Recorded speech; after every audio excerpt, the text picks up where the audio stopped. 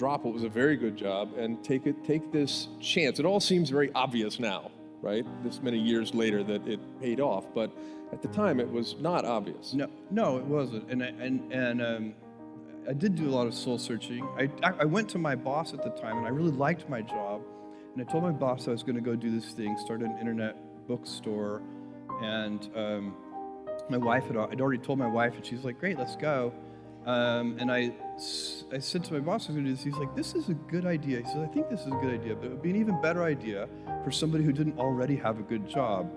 And that sort of made some logical sense to me, and he convinced me to think about it for a couple of days. So I went away, and I was really trying to get my head around how to think about this.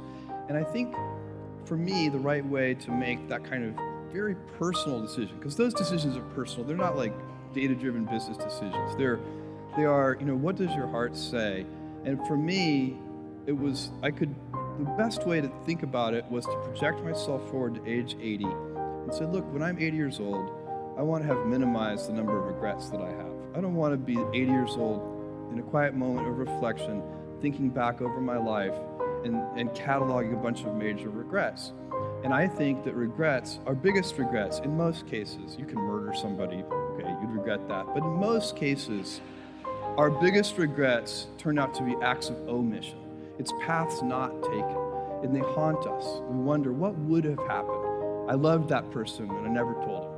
And then they married somebody else. I didn't do this. And so that's the frame of mind that I put myself in. And once I did that, once I thought about it that way, it was immediately obvious to me. I knew that when I'm 80, I would never regret trying this thing that I was super excited about and it failing. If it failed, fine. I would be very proud of the fact when I'm 80 that I tried.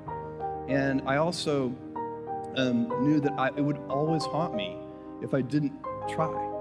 And so that would be a regret. It would be a 100% chance of a regret if I didn't try, and basically a 0% chance of regret if I tried and failed.